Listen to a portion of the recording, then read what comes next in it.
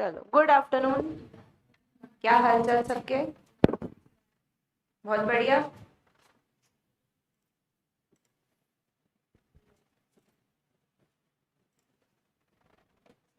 चलो किया जाए स्टार्ट। क्या पढ़ रहे थे अपन? नए हो? क्या नाम है? प्रीता। मीता।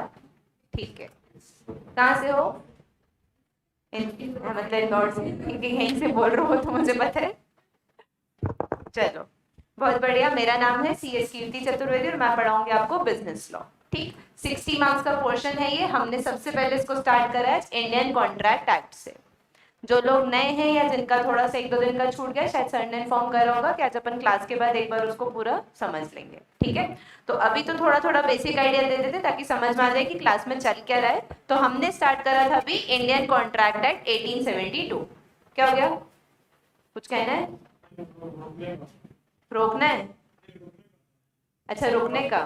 ठीक है, तो मैं नहीं पता था। चलो, क्लास के बाद समझते हैं। वैसे ही अपना वक्त निकल चुका है काफी।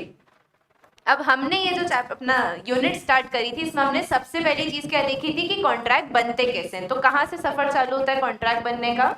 सबसे पहले क्या होता है, कोई ऑफर देता है। ऑफर पे सामने वाला क्या करेगा, अपनी एक्सेप्टेंस देगा। तो अगर इसको अपन एग्जांपल से जैसे समझे कि मान लो मैं ये AC का रिमोट बेच रही हूँ, तो मैंने पहले बोला होगा कि रिमोट में बेचना चाहती हूँ। अब तुम्हारी इच्छा होगी तो तुम खरीदोगे, नहीं होगी तो नहीं खरीदोगे। मतलब सबसे पहले तो कौन आया है यहाँ पे? सबसे पहले मैं आई, है ना? मैं आई और उसके बाद मैंने क्या बोला कि मैं ये रिमोट बेचूंगी। मतलब सबसे पहली चीज कौन आया? ऑफर देने वाला। तो वो कौन है? ऑफरर। फिर कौन हो तुम लोग जिसको ऑफर मिला है? तो तुम सब क्या होगा यहाँ पे? ऑफरी। ठीक है, अब मैंने ये ऑफर दिया कि मैं ये रिमोट बेचूंगी। ये तुम्हारे ऊपर है कि तुम्हें खरीदना है या नहीं। तो तुम में से कोई अगर इस पे क्या करेगा, अपनी सहमति दे देगा, जिसको अपन क्या बोलते हैं? असेंट। तो जैसे ही तुमने असेंट दी तो क्या हो जाएगा यहाँ पे? अब हमारे बीच में प्रॉमिस हो गया कि मुझे तुम्हें ये रिमोट देना पड़ेगा और तुम्हें इसके बदले मुझे पैसे देने पड़ेंगे। ठीक है, तो एक तरह से हमारे बीच में ये कंसिडरेशन तय हो गया कि रिमोट के बदले पैसे मिलेंगे और पैसे के बदले रिमोट मिलेगा। तो अब ऐसा मान लो कि हम दोनों इस चीज पे अग्री कर रहे हैं। तो अग्री कर रहे हैं, इसलिए अपन ने इसको क्या बोल दिया? ये क्या है? एग्रीमेंट है। मगर ऐसे एग्रीमेंट जो कि आगे जाके लीगली इन्फोर्सेबल होंगे, तो उसको अपन क्या बोलेंगे? कॉन्ट्रैक्ट। ठीक है, ये चीज समझ में आ गई। अगर कोई एग्रीमेंट ऐसा है जो आगे जाके कानून की नजर में वैलिड नहीं होता है, तो क्या उसको कॉन्ट्रैक्ट बोला जाएगा? क्या नहीं। तो ऐसे कौन से एग्रीमेंट होते हैं? डोमेस्टिक नेचर के या फिर सोशल नेचर के। मतलब जो घरेलू एग्रीमेंट होते हैं कि पति पत्नी के बीच में वादा हुआ है ना कि तुम्हें घुमाने ले जाएंगे, और फिर घुमाने नहीं ले गए तो क्या पत्नी केस कर देगी पति के ऊपर कि चल तेरे को कोर्ट लेके चलो, है? झूठे वादे करता है मुझसे, ऐसा करेगी क्या? वो नहीं कर सकती। ठीक है, चलो इतना क्लियर हो गया। फिर हमने एक एक करके स्टार्ट करा था। सबसे पहले अपन ने देखा था ऑफर, फिर हमने देखा था एक्सेप्टेंस को। तो ऑफर में अपन ने क्या देखा? एक तो इसके टाइप्स देखे थे, दूसरा कि वैलिड ऑफर बनाने के लिए क्या क्या चीजें लगती हैं। सबसे पहले बता दो मुझे ऑफर के टाइप्स। एक होता है जनरल ऑफर, जो कि किसके लिए होता है? पब्लिक एट लार्ज के लिए। कौन एक्सेप्ट कर सकता है? एनीवन। ठीक है, मैं बार बार आगे यही वर्ड्स क्यों बोलती हूँ, पब्लिक एट लार्ज और एनीवन? क्योंकि ये इसके कीवर्ड्स हैं और ये तुम्हें याद रखने हैं। मतलब हम जब ऐसा समझते हैं ना, जब तुम पढ़ोगे लॉ तो तुम्हारे मन में एक सवाल आएगा कि क्या मैम बुक की लैंग्वेज लिखनी पड़ेगी क्या? ऐसे सवाल आते हैं मन में कभी कभी, कि कभी कभी मेरे दिल में एक ख्याल आता है कि लॉ के पेपर में क्या मुझे बुक की लैंग्वेज लिखनी है या मैं अपनी लैंग्वेज भी लिख सकता हूँ? तो बिल्कुल वहां पर अपन अपनी लैंग्वेज लिख सकते हैं, मगर कुछ कीवर्ड्स हमें याद होने चाहिए। मतलब बिल्कुल अपन अपनी भाषा लिखने लगेंगे तो फिर तो कुछ तो भी हो जाएगा आंसर। तो बेहतर क्या होगा, अपन उन कीवर्ड्स को याद रखें। तो जब भी मैं बार बार ही कुछ कीवर्ड्स आके बोलती हूँ ना, तो इनको तुम चाहो तो लिख लो या अलग से हाईलाइट कर लो। आंसर में तुम्हें कुछ आए ना आए, ये कीवर्ड्स अगर आते और लिख के आ गए और इसको बढ़िया डबल अंडरलाइन कर दिया तो समझ जाना अपनी आधी मेहनत खत्म। ठीक है, चलो तो सबसे पहली चीज जनरल ऑफर में पब्लिक एट लार्ज के लिए था ऑफर। कौन एक्सेप्ट करता था? एनीवन। स्पेशल ऑफर किसके लिए था? स्पेसिफाइड पर्सन के लिए। कौन एक्सेप्ट कर सकता है? वो स्पेसिफाइड पर्सन ही। नेक्स्ट कौन सा था इसमें? Cross offer. क्रॉस ऑफर में क्या हुआ था? आइडेंटिकल ऑफर था, वो भी in ignorance of each others offer. मतलब जब दो party same to same offer exchange कर रही हैं एक दूसरे के ऑफर के इग्नोरेंस में, ठीक है। इस केस में क्या होता था, कोई भी बाइंडिंग कॉन्ट्रैक्ट नहीं बनता था, ठीक है। चलो फिर आगे अगर अपन बात करें, अगला टाइप ऑफ ऑफर कौन सा था, काउंटर ऑफर, जिसमें क्या होता था, सामने वाली पार्टी ने ऑफर एक्सेप्ट तो करा मगर उसने क्या कर दी, अपनी कंडीशन जोड़ दी, तो इसको अपन और क्या नाम दे देते हैं, कंडीशनल एक्सेप्टेंस। बहुत बढ़िया। फिर लास्ट कौन सा देखा था अपन ने, स्टैंडिंग ऑफर, जिसके दो और नाम थे, ओपन ऑफर और कंटिन्यूइंग ऑफर। क्लियर रहता सबको, ठीक है। फिर हम बढ़े थे वैलिड ऑफर के लिए क्या क्या जरूरी है, फटाफट से सबकी हेडिंग्स बता दो मुझे। सबसे पहले ऑफर ऐसा हो जो पार्टीज के बीच में लीगल रिलेशनशिप बना दे। दूसरी इंपॉर्टेंट चीज, सर्टेन होना चाहिए, डेफिनेट होना चाहिए, वेग नहीं होना चाहिए, ठीक है। तीसरी चीज, कम्युनिकेट करना जरूरी ऑफरी को। तुम बताओ कौन सा केस था उसमें, कम्युनिकेटेड टू ऑफरी।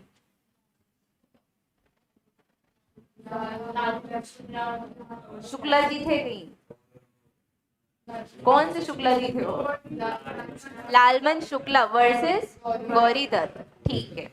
चलो फिर आगे अपन ने क्या देखा था उसमें, क्या ऑफर में टर्म्स एंड कंडीशन लगा सकते हैं, बिल्कुल वो subject to terms and condition हो सकता है। और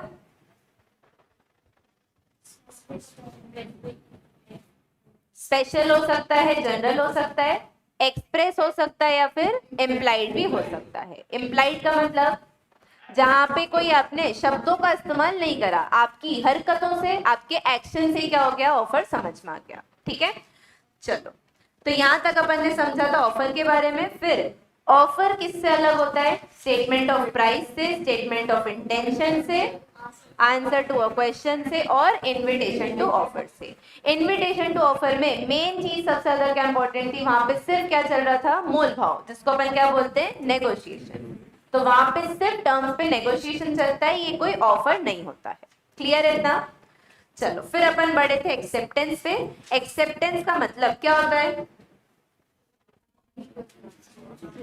तो जैसे ही कोई एक ऑफर को क्या करता है, एक्सेप्ट करता है, तो वो क्या बन जाता है, प्रॉमिस, ठीक। तो ये पूरा पार्ट था अपना एक्सेप्टेंस वाला। फिर एक विलियम एंसन जी थे जिन्होंने क्या बताया था, रिश्ता बताया था ऑफर और एक्सेप्टेंस के बीच में। क्या रिश्ता था ये, जैसे अंकुश गया था किसी लड़की के पास, उसने अपना ऑफर दिया शादी के लिए और लड़की ने हाँ बोल दी, अब फंस गया, क्या अभी अपनी बातों से पलट सकता है क्या, नहीं। मतलब ऑफर पे जो एक्सेप्टेंस आती वो एकदम कैसी है, गन पाउडर और जलती हुई माचिस की तरह, कि जहां मैंने जलती हुई माचिस बारूद पे डाली तो अब क्या कुछ बदला जा सकता है क्या, नहीं। वैसे ही क्या होता है, अगर एक बार एक्सेप्टेंस लग गई ऑफर पे तो अब आप उस ऑफर को वापस नहीं दे सकते, ठीक है। चल फिर अपन ने देखी थी कि वैलिड एक्सेप्टेंस के लिए क्या क्या होना जरूरी है। तो सबसे पहली चीज क्या बताइए, एक्सेप्टेंस कौन दे सकता है, जिसको ऑफर दिया था वही एक्सेप्टेंस दे सकता है। नेक्स्ट चीज क्या बताई, जो एक्सेप्टेंस दे रहे हो एब्सोल्यूट होनी चाहिए और अनक्वालिफाइड होनी चाहिए, मतलब उसमें कोई कंडीशन जोड़ी हुई नहीं होनी चाहिए, क्योंकि कंडीशन जोड़ दी तो वो क्या हो जाएगी, कंडीशनल एक्सेप्टेंस, और उस केस में ऑफर क्या हो जाता है, टर्मिनेट। क्लियर है। चलो नेक्स्ट पे बढ़े हम। तो अब अपन को स्टार्ट करना है क्या, अगला पॉइंट। तो अगले पॉइंट में क्या बता के रखा है यहाँ पे इन्होंने, एक्सेप्टेंस मस्ट बी कम्युनिकेटेड। ऐसा पॉइंट तो अपन शायद ऑफर में भी देख के आए थे, must be communicated to offeree, याद आ रहा है, ऐसा देखा था लालमन शुक्ला वाला केस। तो सेम यहाँ पे भी क्या बोला है, एक्सेप्टेंस जो है कम्युनिकेट करना है। तो देखो अब ये कोई बोलने की बात थी क्या, जैसे मान लो मैंने तुम्हें कुछ ऑफर दिया है कि क्या तुम्हें मुझसे ये मोबाइल खरीदना है। अब ये शर्माते हुए मुझे बस बैठ के देख रही है लड़की, क्या मैं इसे समझ पाऊंगी क्या कि इसने मेरे ऑफर को मान लिया है, नहीं। मतलब बोलना क्या चाहते हैं कि जब भी आप अपनी एक्सेप्टेंस दे रहे हो उसको कम्युनिकेट करना जरूरी है, सिर्फ अपने मन में रख लेने से ये नहीं माना जाएगा कि आपने एक्सेप्टेंस दे दी है, ठीक। तो यहाँ पे क्या बोल रहे हैं, जो एक्सेप्टेंस है it must be communicated to conclude contract. जब तक एक्सेप्टेंस कम्युनिकेट ही नहीं करोगे तो कॉन्ट्रैक्ट भी नहीं बनेगा, ठीक है। अब क्या बोल रहे हैं यहाँ पे, अगर आपने ऐसी एक्सेप्टेंस दी जिसमें साथ में कंडीशन जोड़ दी तो क्या उसको अपन एक्सेप्टेंस मानते हैं क्या, नहीं। तो conditional acceptance is equal to no acceptance, ये तो क्या माना जाता है, काउंटर ऑफर। याद आ रहा है, अब आगे क्या बोल रहे हैं, offeree must have knowledge of the offer. अब आगे क्या बोला, जो भी ऑफरी है उसको क्या होना चाहिए, ऑफर की नॉलेज होनी चाहिए, और अगर उसकी नॉलेज में नहीं है तो फिर वो एक्सेप्टेंस नहीं होती है।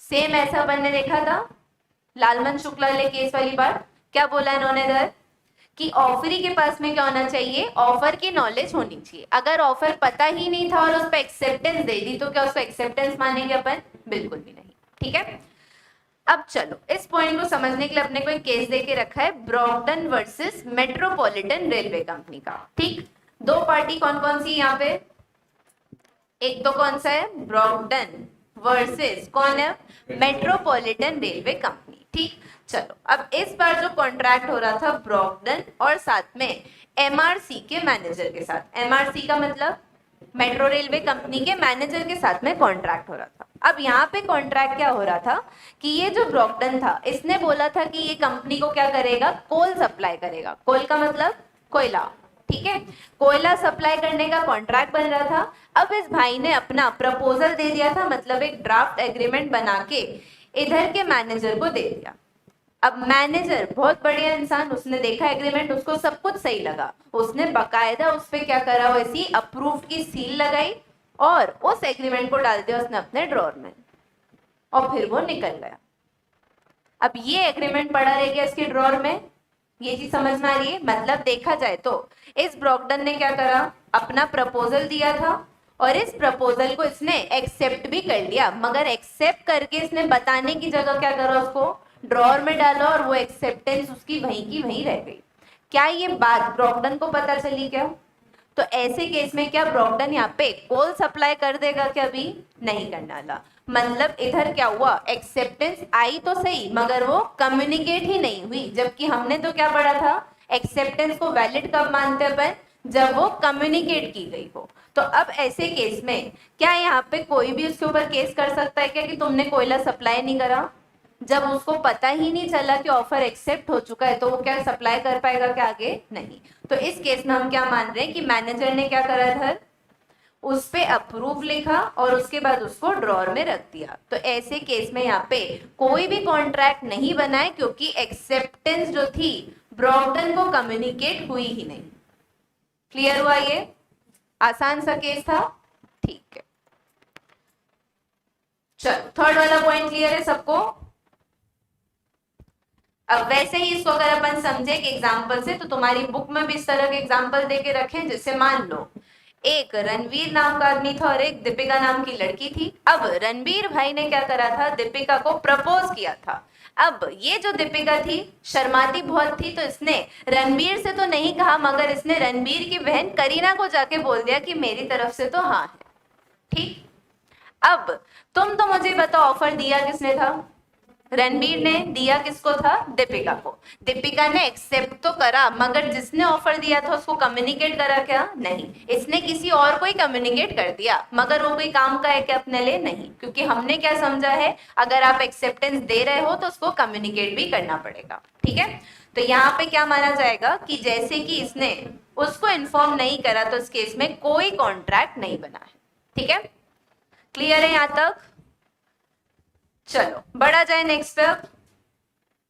अब अगला क्या बता रहे हैं, प्रिस्क्राइब्ड मोड। मोड का मतलब क्या होता है,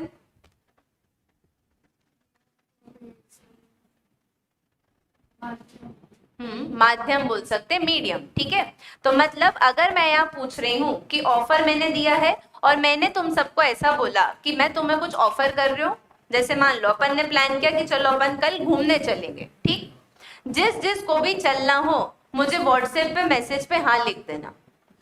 ठीक, अब अभी ये भाई होशियार था, इसने क्या करा, इसने मुझे व्हाट्सएप पे मैसेज नहीं डाला, इसने मुझे मेल पे हाँ लिख के दे दी। मैंने क्या कहा था, एक ऑफर दिया था कि अपन सब घूमने चलेंगे, जिसको चलना हो कहाँ पे एक्सेप्टेंस देगा, अपनी व्हाट्सएप पे। इसने क्या करा, दूसरी जगह दे दी एक्सेप्टेंस। अब ऐसे केस में क्या इस एक्सेप्टेंस को वैलिड माना जाएगा क्या, नहीं। ठीक है, तो बोलना क्या चाह रहे हैं, पहली चीज, अगर ऑफर में मोड प्रिस्क्राइब करके रखा था कि आपको एक्सेप्टेंस किस मोड में देनी है, तो उस केस में तो आपको क्या करना है, उस प्रिस्क्राइब मोड में ही एक्सेप्टेंस देनी पड़ेगी। ठीक, और अगर मान लो कोई भी मोड प्रिस्क्राइब नहीं है तो फिर जैसे देना चाहे दे सकते हैं। ठीक, तो मतलब बोलना क्या चाहते हैं, अगर मोड प्रिस्क्राइब्ड है तो फिर तो ये बात तय है कि जो एक्सेप्टेंस है सिर्फ कैसे दी जाएगी, उस प्रिस्क्राइब मोड में ही दी जाएगी। क्लियर है ये? मगर मान लो ऐसा हुआ कि इसने मेल पे एक्सेप्टेंस दी और फिर भी नेक्स्ट डे में इसको साथ में ले गई तुम लोगों के, तो इस केस में क्या माना जाएगा कि भले ही एक्सेप्टेंस प्रिस्क्राइब मोड में नहीं थी पर ये मेरे ऊपर है, अगर मैंने फिर भी इसको ले गई तो फिर क्या माना जाएगा कि इसकी एक्सेप्टेंस भी क्या हो गई थी, एक वैलिड एक्सेप्टेंस। ठीक, तो यहाँ पे क्या बोला जैसे एग्जाम्पल में कि ए ने बोला था क्या कि एक्सेप्टेंस देनी है थ्रू व्हाट्सएप, मगर बी ने क्या कर दिया, अपनी acceptance they the through mail. तो अब ऐसे केस में अगर ए ने इसको माना कि ये एक्सेप्टेंस नहीं है, कि मतलब ये प्रिस्क्राइब मोड में नहीं थी, तो फिर तो अपन ने क्या बोल दिया, ये क्या है, नो एक्सेप्टेंस।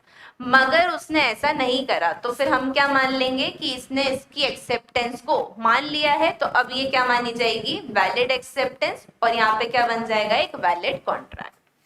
क्लियर हुआ ये सभी को? चलो अब अगला क्या बोल रहे हैं यहाँ पे, एक्सेप्टेंस के लिए उन्होंने बात करी है टाइम की। टाइम से क्या मतलब होगा इनका, कि रात को 10 बजे एक्सेप्टेंस ना दें, ऐसा कुछ बोल रहे हैं क्या? अब टाइम से मतलब समझना। तुम्हारा नाम क्या है? अर्नव। चलो थोड़ा सा अर्नव को भी एग्जांपल में लाया जाए। ठीक है, अर्नव गया था एक लड़की के पास अपना प्रपोजल लेके। ठीक, अब लड़की ने क्या करा, उस समय तो कोई जवाब नहीं दिया, उसने बोला मुझे थोड़ा टाइम चाहिए, आई नीड सम टाइम। ठीक, ऐसा लड़की ने बोला। फिर अचानक से 5 साल बाद वो लड़की अर्नव के पास आई और उसने बोला हाँ मैं रेडी हूँ, मगर तब तक अर्नव अपनी एक बीवी और 4 बच्चों के साथ में घूम रहा था। अब क्या ये एक्सेप्टेंस कोई काम की है क्या? क्यों काम की नहीं है? एक्सेप्टेंस तो दी उसने, क्या दिक्कत थी? दिक्कत ये थी कि उसने बहुत ज्यादा टाइम नहीं ले लिया। मतलब ठीक है 5 दिन में 5 महीने में आती, समझ में आता, 5 साल बाद आ रही है, तब तक तो भाई पूरा अपनी फैमिली लेके सेटल हो चुका है। अब ये एक्सेप्टेंस कोई काम की बची क्या? नहीं। मतलब देखा जाए तो अब अगर मान लो ऐसा होता कि अर्नव उसी समय कह देता कि क्या मुझसे शादी करेगी, वो बोली आई नीड सम टाइम, तो अर्नव बोल देता कि ठीक है 1 साल का टाइम दे रहा हूँ, इतने में बता देना। तो अब इस बार लड़की को पता रहता कि मुझे अपनी एक्सेप्टेंस के लिए कितना टाइम मिला हुआ है, 1 साल का। मतलब जहां पे आपको टाइम प्रिस्क्राइब्ड है तब तो आपको क्या करना है, उतने टाइम में अपनी एक्सेप्टेंस देनी पड़ेगी। मगर जहां टाइम प्रिस्क्राइब नहीं है तो फिर अब झगड़ा क्या आता है कि हम कैसे मानेंगे कितने टाइम में एक्सेप्टेंस देनी होगी। जैसे मान लो अगर मेरे पास एक खोका था, काय का खोका, हाँ नहीं, सोच ही खराब है यार इस लड़की की है। पैसे से बाहर निकल भाई, जीवन में और भी चीजें हैं। मेरे पास खोका था आम का, क्योंकि गर्मी का मौसम चल रहा था। ठीक है, अब मेरे पास एक आम का खोका था और मैंने क्या कहा था कि ये खोका मैं तुम लोगों को बेचने को रेडी हूँ, बता दो जिस जिसको भी खरीदना हो। अब अर्नव क्या करा, मेरे पास आया दिसंबर में, और दिसंबर में आकर उसने बोला कि हाँ मैम मैं आम खरीदने को रेडी हूँ। तो अब तुम मुझे बताओ क्या वो आम का खोका तब तक कुछ काम करेगा क्या? मतलब मैंने इस बार ऑफर दिया था, मैंने कोई टाइम प्रिस्क्राइब नहीं करा। ये कब आया मेरे पास, दिसंबर में। चलो दिसंबर हटाओ, ये मेरे पास 1 महीने बाद में आया, तब भी कुछ काम का है क्या ये? क्योंकि अब वो आम ही काम का नहीं बचेगा, या तो वो आम मैं बेच चुकी होंगी या फिर मैं खा चुकी होंगी, हाँ हाँ, या खराब हो चुके होंगे, 3 ही चीज हो सकती है इस केस में। तो अब यहाँ से हमें क्या समझ में आ रहा है कि कुछ केसेस में क्या होता है, प्रिस्क्राइब टाइम नहीं होता है। तो हम क्या समझते हैं यहाँ पे कि जब टाइम प्रिस्क्राइब नहीं किया गया हो तो आपको रीजनेबल टाइम में क्या करना पड़ता है, एक्सेप्टेंस देनी पड़ती है। पर झगड़ा हमेशा क्या आता है कि कैसे पता चले कि रीजनेबल टाइम क्या होता है। तो ये डिपेंड करता है कि आप किस टाइप का कॉन्ट्रैक्ट कर रहे हो। अगर गुड्स ऐसे हैं जो कि खराब हो सकते हैं, जिसको अपन क्या बोलते हैं, पेरिशेबल गुड्स, तो उस केस में आपको क्या करना पड़ेगा, आपका रीजनेबल टाइम अलग रहेगा। मगर मान लो यहाँ मैं आम का खोका नहीं बेच रही थी, मैंने कहा था कि गांव में मेरी जमीन है, मुझे वो बेचना है। और अब अगर अर्नव मेरे पास 5 महीने बाद भी आता तो क्या कुछ गलत होता उसमें? क्या वो जमीन सड़ जाती या मैं उसे खा जाती? नहीं, मतलब जमीन तो वहीं की वहीं रहेगी 5 महीने बाद भी। हद से हद क्या हो सकता है कि मैंने किसी और को बेच दी होगी। पर बाकी देखा जाए तो जमीन के केस में 5 महीने का टाइम लिया तो वो क्या है, रीजनेबल है। तो ये रीजनेबल टाइम क्या होता है, ये प्योरली डिपेंड करता है कि आप किस टाइप के गुड्स में डील कर रहे हो। ठीक है, तो हमने एक चीज क्या समझी, अगर टाइम मेंशन करके रखा हुआ है तो उस केस में आपको क्या करना है, उस स्पेसिफाइड टाइम में एक्सेप्टेंस देनी पड़ेगी। मगर टाइम मेंशन नहीं किया गया तो उस केस में आप क्या करोगे, फिर रीजनेबल टाइम में अपनी एक्सेप्टेंस दोगे। और रीजनेबल टाइम किस पर डिपेंड करता है, फैक्ट्स एंड सर्कमस्टेंसेस, कि आपका कॉन्ट्रैक्ट किन हालातों में और किस बेसिस पे बना गया है। क्लियर हुआ ये सभी को? चलो, अब जैसे कि इसमें एग्जाम्पल देके रखा है, सबसे पहले अपन को क्या बताया एग्जाम्पल, कि ए ने क्या बोला था, 50 किलो एप्पल 500 रुपए में देने को रेडी है। इसने एक्सेप्ट तो करा, मगर कब करा, 10 दिन बाद। अब 10 दिन में तो एप्पल सड़ जाएंगे, तो मतलब यहाँ पे क्या माना जाएगा कि ये रीजनेबल टाइम नहीं था, क्योंकि एप्पल कैसे गुड्स थे, पेरिशेबल। पेरिशेबल का मतलब जो जल्दी खराब हो जाते हैं। फिर आगे क्या बताया इन्होंने अगले एग्जाम्पल में, कि ए नाम का बंदा था जिसने क्या करा था, बी को बोला था कि 10 लाख में फ्लैट देगा, और इस बार भी बी ने क्या करा, 10 दिन बाद में अपनी एक्सेप्टेंस दी। अभी 10 दिन में कुछ भारी ऐसा चेंजेस होंगे क्या, नहीं। तो यहाँ पे क्या माना जाएगा कि ये 10 दिन क्या था, रीजनेबल टाइम था, और इनके बीच में क्या बन गया, ये वैलिड कॉन्ट्रैक्ट। क्लियर हुआ ये सभी को? चलो बढ़े अब नेक्स्ट पे। अब अक्सर अपन ऐसा देखते हैं कि मूवीज में बोला जाता है कि तुम्हारी खामोशी को मैं हाँ समझ लूंगा, है ना, लड़की कुछ नहीं बोल रही, मतलब भाई लगता है प्यार में गिर गई, ऐसा ही मान लिया जाता है। मगर लॉ ने साफ साफ ये चीज कह रखी है क्या, कि सिर्फ खामोशी को आप हाँ नहीं समझ सकते। ठीक है, अब जैसा कि तुम अगर यहाँ पे ये पढ़ो तो क्या लिखा हुआ है इधर, ये कोई अगर इसको मेरे पढ़ रहा है तो बहुत मारूंगी मैं तुम्हें। हाँ, ये तुम्हारी मैसेज लैंग्वेज है ना, मेरे साइलेंस नॉट एक्सेप्टेंस। अगर तुम इसको ऐसा पढ़ रहे हो तो तुम बिल्कुल गलत हो। इसका मतलब यहाँ पे क्या लिखा हुआ है, ये मेयर साइलेंस। मेयर साइलेंस यानी सिर्फ खामोशी को हम एक्सेप्टेंस नहीं समझते। तो यहाँ ऐसा लिख सकते हो कि खामोशी को हाँ नहीं मानना है। अब इसमें एक बढ़िया सा केस हुआ था, फेल्टहाउस वर्सेस बाइंडली का। चलो, तो ये कहानी थी चाचा भतीजे के बीच की। ये भतीजे हर जगह आ जाते हैं। चलो, अब इस बार क्या हुआ था, एक अंकल जी थे फेल्टहाउस नाम के, और एक उनका था भतीजा। अब ये जो भतीजा था ना, इसके पास अलग अलग घोड़े थे। तो अंकल जी ने इसको क्या बोला था कि मैं तुम्हारा ये अलग घोड़ा है, इसको मैं 30 पाउंड में खरीदने को रेडी हूँ। अगर तुम कुछ भी जवाब नहीं देते हो तो मैं ऐसा मान लूंगा कि तुम्हारी तरफ से घोड़ा बेचने के लिए हाँ है। ठीक, अब ये जो बच्चा था, ठीक, अब इसको क्या लगा कि चलो अंकल जी ने ऑफर भेजा था, अब अंकल ने ऑफर चलो मान लेते व्हाट्सएप पे भेजा होगा, ठीक, कि मैं तुम्हारा ये घोड़ा खरीदना चाह रहा हूँ, अगर तुमने कोई जवाब नहीं दिया तो मैं मान लूंगा तुम्हारी तरफ से हाँ है। अब भाई की आदत हमेशा से ऐसी थी कि वो मैसेज को सीन पे ही छोड़ता था, तो उसने ये मैसेज पढ़ तो लिया मगर कोई रिप्लाई नहीं करा। मगर उसने क्या करा था, अपने मैनेजर को बता दिया था कि मेरे अंकल जी घोड़ा खरीदेंगे, तो ये घोड़ा किसी को बेचना मत। अब मैनेजर बेवकूफ था, उसने क्या करा, भूल गया। अब वो जाके वही वाला घोड़ा बेच आया। कहानी पूरी समझ में आई क्या हुआ? अंकल जी ने क्या बोला था भतीजे को कि तुम्हारा ये घोड़ा मैं खरीदूंगा, अगर तुमने कोई जवाब नहीं दिया तो मैं ऐसा मान लूंगा कि ये घोड़ा तुम मुझे बेचने को रेडी हो। अब बच्चे ने इंस्ट्रक्शन तो दे दिए थे किसको, मैनेजर को, कि घोड़ा किसी को बेचना मत, ये अपन को अपने अंकल जी को देना है। मगर मैनेजर ने वही घोड़ा बेच दिया। अब एक बेसिक सी चीज बताओ, क्या अंकल इसके ऊपर केस कर सकते हैं क्या, कि जब अपने बीच में बात हो गई थी कि घोड़ा मैं खरीदूंगा, तो कैसे बेच दिया किसी और को? पहली चीज तो ये बताओ, एक्सेप्टेंस कम्युनिकेट होना चाहिए, ये हमने पढ़ा था। क्या यहाँ पे एक्सेप्टेंस कम्युनिकेट की गई? मतलब वो जो भतीजा था उसने हाँ तो करा, मगर हाँ उसने अंकल को नहीं बोला था, ये तो उसने सिर्फ अपने मैनेजर को बता दिया था कि बेचना मत। अब दूसरी चीज, अंकल जी ने जो ऐसी कंडीशन डाल दी थी कि अगर तुमने कोई जवाब नहीं दिया तो मैं तो तुम्हारी खामोशी को हाँ समझ लूंगा, तो ये बातें शायरियों में अच्छी लगती हैं, कानून में नहीं, है ना। तो ऐसे खामोशी को हम कभी भी हाँ नहीं मानते हैं। तो दोनों चीज हो गई। पहली चीज तो यहाँ पे एक्सेप्टेंस कम्युनिकेट ही नहीं हुई थी, और दूसरा इस तरह से खामोशी को हाँ मान लेना ये कोई लॉ में नहीं लिखा गया है। ठीक, तो यहाँ पे इन्होंने क्या बताया, नेफ्यू ने क्या करा था, कुछ भी नहीं कहा, मगर उसने अपने ऑक्शनर को, मतलब जो भी इसकी प्रॉपर्टीज को देखता था, उसको उसने बता दिया था कि इसको बेचना मत। अब मगर उस बुद्धू ने क्या करा, गलती से वही घोड़ा बेच दिया। तो यहाँ पे क्या बोला जा रहा है कि नेफ्यू को तो कम्युनिकेट हुई ही नहीं थी एक्सेप्टेंस, तो इस हिसाब से कोई कॉन्ट्रैक्ट भी नहीं बना, और अब ये अंकल जी कभी चाहे तो केस भी नहीं कर सकते। क्लियर हो गया ये? तो पहली चीज तो क्या समझ में आ गई कि खामोशी को हाँ नहीं मानना है, और दूसरा एक्सेप्टेंस जब तक कम्युनिकेट नहीं होती तब तक वो वैलिड भी नहीं मानी जाती। क्लियर है? सबको क्लियर?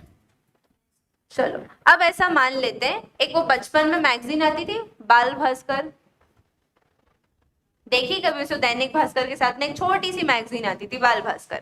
अभी ऐसा मान लेते हैं कि अपन ने क्या करा था, बाल भास्कर लगवा के रखी हुई थी, वो छोटी सी मैगजीन आती थी अपने पास में, फिर धीरे धीरे हम बड़े होते गए, फिर हमें क्या उस बाल भास्कर में मजे आ रहे थे क्या? फिर हमारे हाथ में मोबाइल आ गया और मोबाइल में इंस्टाग्राम आ गया, फिर हमारी आदत हो गई स्क्रॉल करने की। मतलब हम ये बाल भास्कर में बैठ के ये डिफरेंस नहीं ढूंढते थे कि बताओ दोनों पिक्चर में से कौन से में अंतर है। अब हम ये सब काम नहीं करते, मगर गलती क्या हुई कि हमने बाल भास्कर लगवा तो ली थी मगर उसको बंद नहीं करवाया। मतलब वो बाल भास्कर आती रही, अब तुम उसको पढ़ भी नहीं रहे थे। अब ऐसे केस में जब लास्ट में अगर वो तुमसे पैसा मांगेगा तो क्या वो अपनी जगह सही है या गलत है? मगर तुम ऐसा बोल सकते हो कि मैंने तो एक्सेप्टेंस दी नहीं थी, मैं कुछ नहीं बोल रहा था तो मेरी खामोशी थी, तुमने खामोशी को हाँ कैसे मान लिया? लॉ ने तो यही बोला था कि खामोशी को हाँ नहीं मानना है, तो फिर तो अब ऐसे केस में क्या बताया गया है कि अगर आप ऐसा कुछ भी करते हो तो वहां पे क्या बोल रहे हैं, आप लायबल रहोगे, क्योंकि आपने क्या करा, मैगजीन को यूज करा। मैगजीन आ रही थी तुम्हारे घर पे तो तुमने मना भी तो नहीं करा, मना नहीं करा इसका मतलब क्या मान लिया कि तुम उसको यूज करो।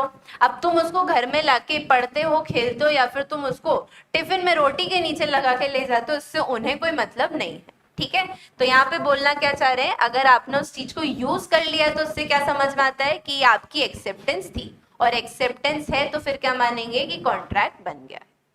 क्लियर हुआ ये? तो इसने एग्जाम्पल क्या बोला है कि मैगजीन का सब्सक्रिप्शन था एक साल के लिए, फिर कंपनी क्या बोल रहे हैं 5 साल तक भेजती गई। अब आपने अगर उसके लिए मना नहीं करा तो ये क्या मानेंगे कि आप उसको यूज कर रहे हो और आपकी इसके लिए क्या थी, एक्सेप्टेंस थी। क्लियर है सभी को? अब लास्ट पॉइंट यहाँ पे क्या बता रहे हैं, बाय कंडक्ट या फिर इम्प्लाइड एक्सेप्टेंस। अब हमने जब ऑफर पढ़ा था तो ऑफर में हमने क्या देखा था, 2 टाइप से थे, या तो एक्सप्रेस था या फिर कैसा था, इम्प्लाइड। ठीक है, एक्सप्रेस ऑफर क्या था, जब वो लिख के या बोल के बताया गया हो। अब वैसे ही एक्सेप्टेंस भी क्या दी जा सकती है, या तो बोल के या फिर लिख के। ठीक है, चलो फिर अगली चीज अगर मैं बात करूं इम्प्लाइड की, इम्प्लाइड का मतलब क्या होता है, मान लेना, है ना। मतलब वहां पे आप क्या करते हो, पार्टीज के कंडक्ट या उनके एक्शन से समझते हो कि उसकी एक्सेप्टेंस है या नहीं। चलो मान लेते ऐसा, मैं बस स्टॉप पे जाके खड़ी हुई, ठीक, अब बस स्टॉप पे जाके खड़ी हुई, अब वहां पे अचानक से एक बस आई और बस आके मेरे सामने रुक गई। बस वाले भैया ने कुछ नहीं बोला, मैंने भी कुछ नहीं बोला, मगर उसने बस रोकी क्यों, क्योंकि मैं वहां खड़ी हुई थी और उसने आके बस रोकी। मतलब ये चीज मान ली गई थी ना कि भैया क्या कर रहे हैं, ऑफर दे रहे हैं कि चलना है तो बस में बैठ जाओ। अब भैया अलग से बोलेंगे क्या एक को, कह रहे मैडम चल रही हो क्या, ऐसा बोलेंगे क्या वो, नहीं।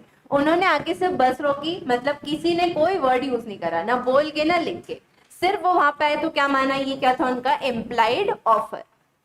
मैं बस में चढ़ गई और बैठ गई तो ये क्या मानी गई, मेरी इम्प्लाइड एक्सेप्टेंस। मैंने जाके भैया से कुछ कहा क्या, नहीं, मैं सीधे जाके बस में बैठ गई, तो इसको क्या माना गया कि मेरी हाँ कैसी थी, ये इम्प्लाइड वाली। मतलब मेरे एक्शन से, मेरी हरकतों से समझ में आ गया कि मेरी हाँ है। ये चीज समझ में आ गई। चलो और बेसिक एग्जांपल से समझे तो ये अर्णव गया था मस्त घुटनों पे बैठा लड़की के आगे और उसने क्या दिखा दी, ऐसे अंगूठी। लड़की ने तुरंत अपना हाथ आगे कर दिया, अर्णव ने अंगूठी पहना दी। अब बाद में अर्णव ने बोला चलो फिर शादी की डेट क्या रखनी, तो लड़की ने बोला शादी, कौन सी शादी, मैंने कब बोला शादी करने का। तो अभी अर्णव क्या बोलेगा उसको, ए पागल औरत है, जब तेरे को शादी ही नहीं करनी थी तो तूने अंगूठी क्यों पहनी। मतलब अंगूठी पहनी तो ये इम्प्लाइड एक्सेप्टेंस दिखा रहा था कि लड़की अग्री कर रही है। तो ये चीज समझ में आ गई, एक्सेप्टेंस दो तरह से हो सकती है, या तो वो सीधे मुंह पे मना करके चली जाती कि भैया ये आप कैसी बातें कर रहे हो, मैंने तो आपको भाई की नजर से देखा हमेशा, है ना। तो या तो वो ऐसा सीधे मुंह पे बोल देती, मगर उसने क्या करा था यहाँ पे, हरकतों से दिखा दिया कि वो भी अर्णव के लिए वैसी फीलिंग रखती है। तो इसको क्या माना अपन ने, इम्प्लाइड एक्सेप्टेंस। ठीक है, समझ में आ गया ये। एग्जाम में कौन सा एग्जाम्पल लिखोगे, अर्णव वाला नहीं, कौन सा वाला लिखेंगे अपन, बस वाला। ठीक, तो अपन जो अलग अलग एग्जाम्पल यूज करते हैं, इसमें से जो सबसे कहना चाहिए शिष्टाचार वाला एग्जाम्पल लगता हो, सबसे सभ्य एग्जाम्पल लगता हो, वो अपन को एग्जाम में लिखना है। और जो अपने ऐसे ये भलते भलते एग्जाम्पल रहते हैं, ये सिर्फ चीजें याद रखने के पर्पज से। ठीक, मैं बार बार ये चेतावनी देती रहूंगी, इस तरह के एग्जाम्पल एग्जाम में लिख के ना आए, अपनी और तुम्हारी सबकी नाक नहीं कटानी अपन को। चलो ये चीज समझ में आ गई। क्या बोल रहे हैं यहाँ पे, सबसे पहले बाय कंडक्ट या फिर इम्प्लाइड एक्सेप्टेंट, मतलब ये सेक्शन 8 क्या बताता है, deals with mode other than verbal या फिर रिटन। वर्बल का मतलब ओरल और रिटन मतलब लिखित। तो या तो बोल के या फिर लिख के, या फिर जो इसके अलावा वाले मोड से एक्सेप्टेंस देते हैं, तो वो कौन सी होती है, इम्प्लाइड एक्सेप्टेंस। ठीक है, क्लियर हुआ ये। चलो तो अब ये बताओ मुझे फटाफट से, वैलिड एक्सेप्टेंस होने के लिए क्या क्या जरूरी है। सबसे पहले एक्सेप्टेंस देगा कौन, ऑफरर देगा कि ऑफरी देगा। चलो पहले तो ये झगड़ा खत्म करते हैं।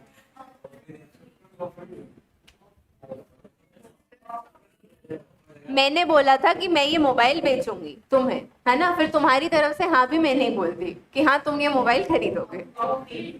ऑफरर ऑफर देगा, एक्सेप्ट कौन करेगा उसे, ऑफरी, मतलब जिसे ऑफर दिया गया वही क्या कर सकता है, उसे एक्सेप्ट। अच्छा, अब एक्सेप्ट कर रहे हैं तो बताना है या ये बात अपने मन में ही रख लें, बताना पड़ेगा।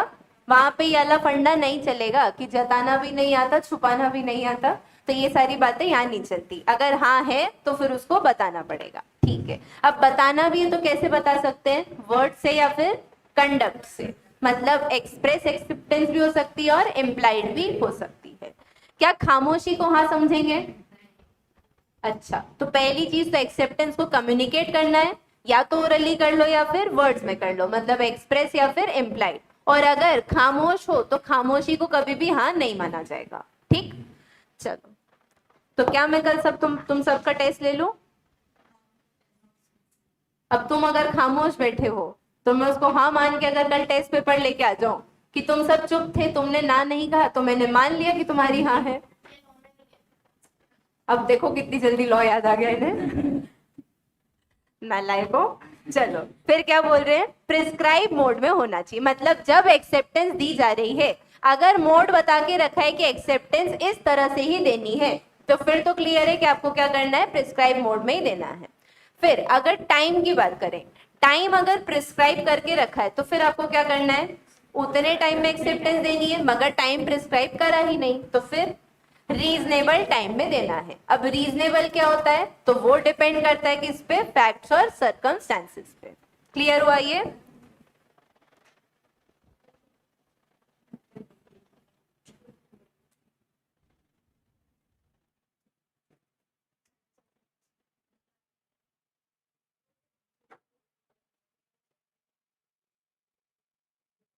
अब इसमें से ये दो इनके सबसे फेवरेट रहे हैं कि एक्सेप्टेंस कम्युनिकेट होनी चाहिए और खामोशी को हाँ नहीं मानते हैं।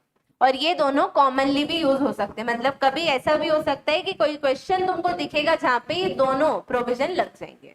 प्रोविजन क्या होता है, कभी सुना है ये, क्या होता है, नहीं, वो तो प्रोविजो होता है। अच्छा हाँ, इसमें कंफ्यूज मत होना, एक वर्ड क्या है अपने पास में,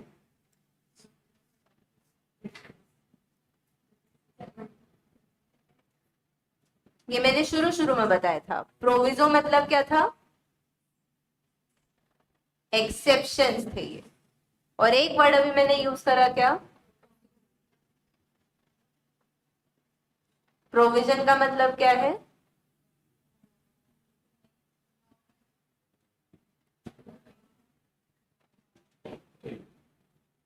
नहीं समझ आ रही होगी राइटिंग तो मैं पढ़ देती हूँ। लॉ में लिखा है, ठीक है। तो मतलब जो लॉ में बातें लिखी गई हैं उनको अपन बातें नहीं कहते, उनको अपन क्या कहते हैं? प्रोविजन, ठीक है। चलो, तो जब भी मैं ऐसा बोल रही हूँ कि ये प्रोविजन है या ये उसका प्रोविजन पढ़ना है, तो तुम समझ जाना कि ऐसा कानून में लिखा गया, ऐसा मैं नहीं बोल रही, ठीक। यहां तक समझ में आ गया सबको? अब कल मैं इनके सारे हेडिंग हेडिंग पूछूंगी कि क्या चीजें जो वैलिड ऑफर बनाती हैं, क्या चीजें हैं जो एक्सेप्टेंस को वैलिड एक्सेप्टेंस बनाती है, ठीक। कल पूछूंगी, जिसको नहीं आएगा वो खड़ा होगा पहले, फिर जब तक वो आंसर नहीं देगा तब तक वो खड़ा रहेगा। एक आध दो होशियार रहेंगे जो कल क्लास में शुरू से ही खड़े हो जाएंगे कि मैम खड़े तो होना ही है ना, आप इतनी मेहनत करो, उससे बेहतर हम खुद ही खड़े हो जाएं।